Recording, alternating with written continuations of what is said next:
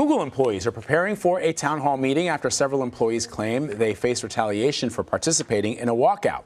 Google employees walked out last November after several women reported sexual harassment by their bosses. The New York Times later reported Google paid one of those executives $35 million in an exit package. Now, organizers of the walkout say the company retaliated and that they were told to take demotions and go on sick leave despite not being sick at all. Meanwhile, Facebook is expected to pay up to $5 billion in fines for privacy violations related to the Cambridge Analytica scandal. The Federal Trade Commission began its investigation into the company in 2011 after the company was accused of mishandling data. Joining me to break all of this down is senior writer for Wired, Natasha Tiku. Good to see you, Natasha. Thanks for having me. So let's start with Facebook. At the end of the day, does this fine make a difference to the company's bottom line? I think that it's been interpreted both by, critical members in Congress and by Wall Street as just a slap on the wrist. That Facebook has put aside $3 to $5 billion, but really for the company, even though it cut into its profits for the first quarter, I think that people don't see it as a long-term negative impact. So the company continues to grow, as you know, despite all of these scandals. I mean, it strikes me, we report on this practically every single day, but do users even really care? You haven't seen that reflected in Facebook's growth, and I think that is part of the reason why shareholders are not as concerned.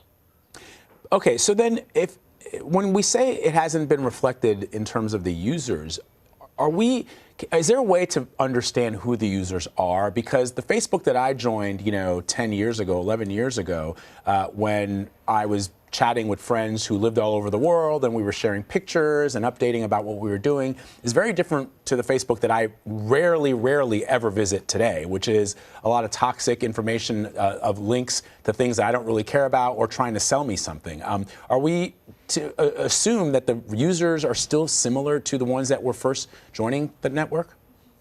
Well, I think it's important to keep in mind that Facebook also includes Instagram, it includes WhatsApp and Facebook Messenger. And so, that is where a lot of the users are moving.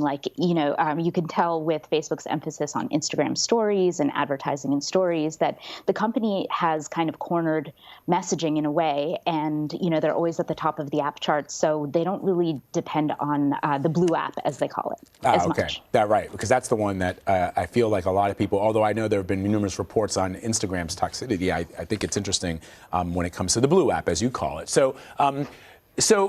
It doesn't strike me that there is really anything, not certainly these scandals, not even attempted nefarious actors who are trying to meddle in U.S. elections or elections in other countries, is going to have an effect on Facebook's bottom line. Not in the short term. Yeah.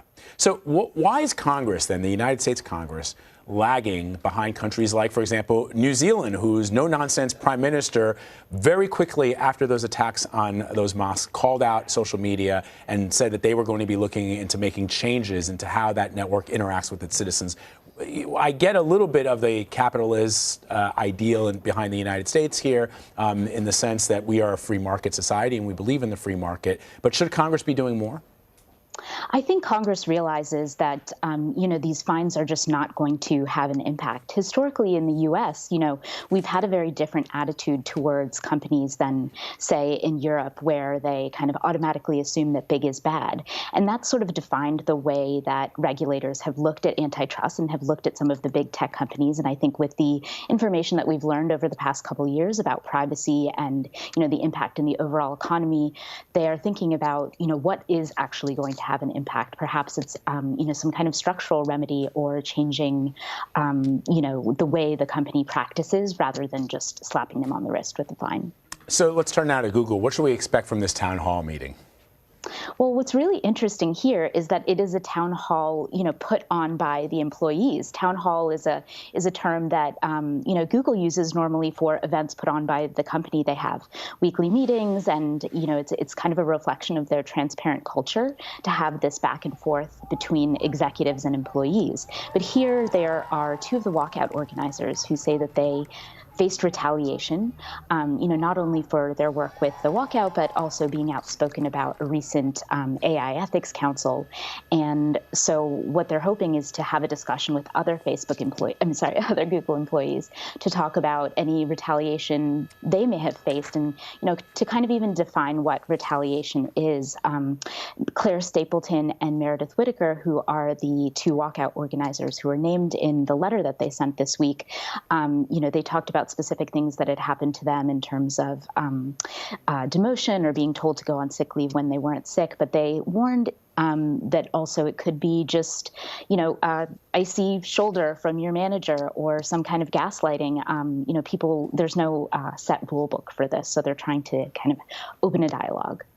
It's so fascinating, Natasha. You cover this industry, the tech industry, and I think that there are people who may not be all that familiar with that industry, with Silicon Valley, who think that it's like this bastion of liberal wokeness and where everybody is sort of treated equally, and yet time and time again we see that harassment in the tech industry is a long-standing issue, and I wonder if we have to separate the issues surrounding gender and the issues surrounding misogyny from an industry, or from even the fact that it's based in outside of San Francisco, because progress has been slow, and I guess people are probably going to be wondering if this town hall is a way to jumpstart reform, or are we expecting more of the same? Those are some great points. I think, actually, in a way, it's sort of related to the Facebook story, because the idea that these companies were a bastion of liberalism and progressivism is part of the reason why people haven't noticed that in a lot of ways they operate the same as many other industries. And, the fact that some of this criticism is coming from their employees might perhaps be what gets actual reform done, as opposed to, kind of statements that they make to regulators, or, kind of disclosing their diversity levels in annual transparency reports. Like, transparency, liberalism are part of the reason why people are just kind of waking up to the way these companies operate.